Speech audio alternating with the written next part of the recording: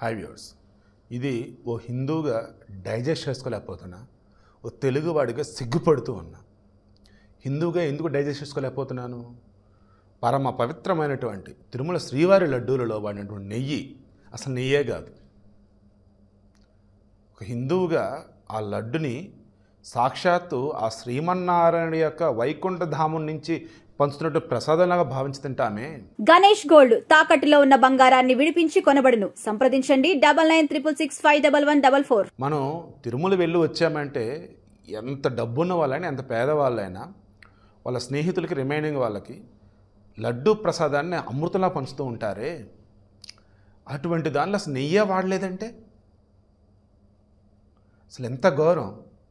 హిందువులుగా రక్తం మరగటంలా జగన్మోహన్ రెడ్డి హయాంలో హిందువుల పట్ల, హిందూ దేవుల పట్ల, హిందూ ఆచార వ్యవహారాల పట్ల అడ్డదిడ్డంగా అస్తవ్యస్తం ఘోరాతి ఘోరంగా ఎన్నో అతిక్రమణలు కావచ్చు, లేదన్నప్పుడు విరుద్ధంగా చేయటం కావచ్చు, ఎన్నెన్నో చేశాడు. అసలు ఉగాది పర్వదినం నాడు గుడులకి వెళ్లకుండా గుడి సెట్ని తాడేపల్లి ప్యాలెస్ దగ్గర వేసి సాక్షాత్తు శ్రీమన్నారాయణుడికి సంబంధించిన ఆలయం సెట్టు కూడా వేసి తిరుమల వేదమ్మ పండితుల దగ్గర చేత అక్కడ పూజలు హడావుళ్ళు ఏంటి?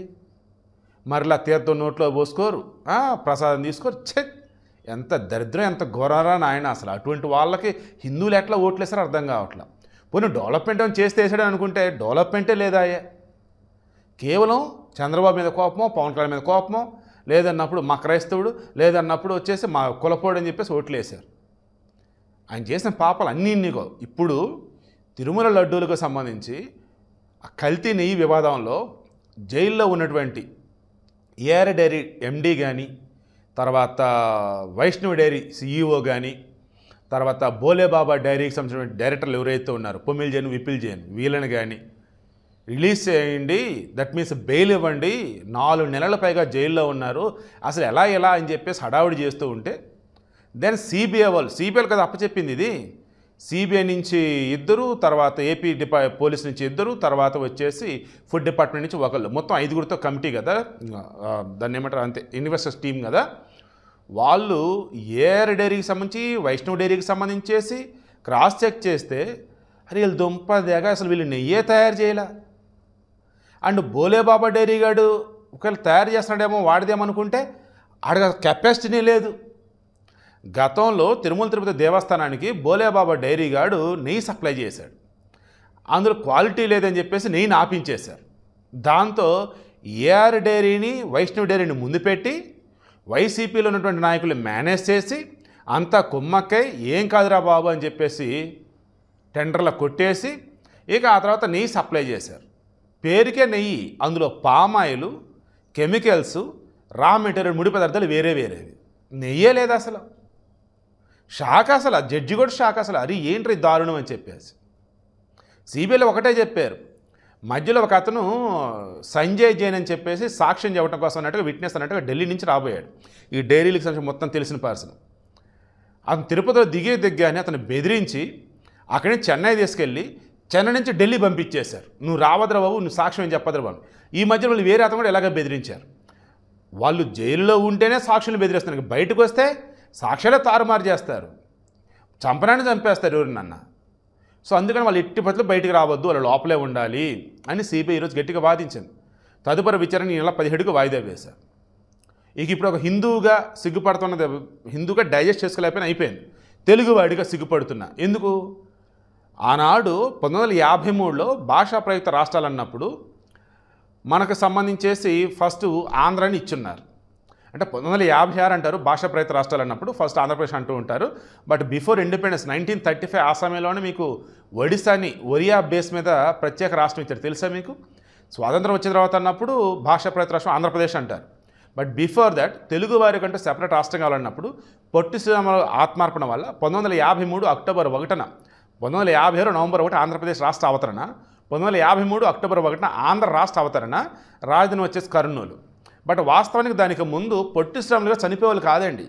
ఆయన చెన్నైని మాకు రాజధానిగా ఇవ్వండి అని అడిగాడు. ఎందుకంటే చెన్నపట్నం మనదది, మాకు రాజధానిగా అది ఇవ్వండి అని అడుగుతుంటే ఇవ్వమని చెప్తుంటే అన్న చక్రవర్తి రాజగోపాలాచారి, అక్కడ సి రాజగోపాలాచారి అంటారు, తమిళనాడు సీఎంగా ఉండే, ఆ పైన వచ్చేసి నెహ్రూ పీఎంగా ఉండే, మొత్తం కాంగ్రెస్ బ్యాచ్. ఇక వాళ్ళకి ఇంకా ఏముంది, ఇంకా ఆడిందాట పాడింది పాట కదా, వదిలే పట్టించడంలో ఏం కదా అది అని చెప్పేసి చివరికి ఏం చేశారు పాపం, మన చనిపోయేదాకా చేశారు.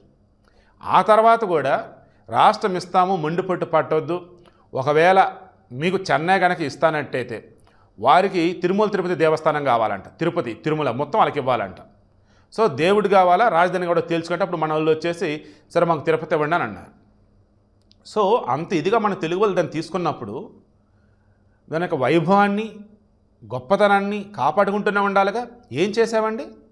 వెళ్ళి అన్య మతస్థులు ఓట్లు వేసాము కూడా అననండి. మహానుభావుడు రాష్ట్రపతి అబ్దుల్ కలాం ముస్లిం, ఇప్పుడన్నా ఎక్కడన్నా ఒక్క మతాన్ని పాపం తక్కువ చేశాడండి, గొప్పవాడు మహానుభావుడు అసలు. అలాగే ఇంక రిమైనింగ్ చాలా చోట్ల కూడా క్రైస్తవులైనా, ముస్లింలైనా, హిందువులైనా, వాళ్ళు ఏ మతస్థులైనా, మిగతా మతస్థులకు సంబంధించవచ్చు, దేవాలయాలకు సంబంధించవచ్చు, మసీదులకు సంబంధించవచ్చు, చర్చికి సంబంధించి ఎక్కడ కూడా ఇబ్బంది రానివ్వలేదండి.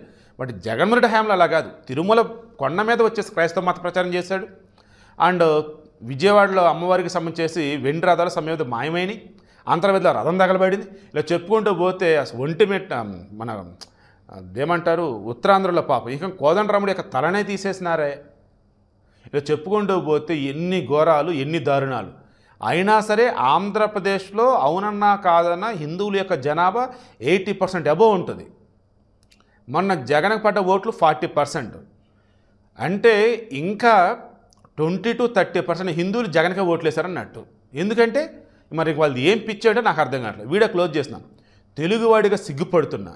ఆనాడు పొట్టి శ్రీరాములు ఆత్మార్పణ వల్ల మనం తిరుపతిని సాధించుకున్నా, ఆ తర్వాత తెలుగు వాళ్ళంతా కలిసి ఆంధ్రప్రదేశ్ రాష్ట్రంలో ఉన్నా, ఆ తర్వాత మరలా 2 రాష్ట్రాలు విడిపోయినా, తెలంగాణ వాళ్ళు ఏపీ వాళ్ళు అంతా కూడా దేవదేవుడిని శ్రీమన్నారాయణుడిని మా దేవుడు అనుకుంటూ ఉంటే, జగన్మోహన్ రెడ్డి హయాంలో రే మన దేవుడేనైనా ఏంట్రా ఇన్ని ఘోరాలు జరుగుతున్నాయి, దేవుడి ఎందుకురా చూస్తున్నాడు అని చెప్పేసి బాధపడాల్సి వచ్చింది.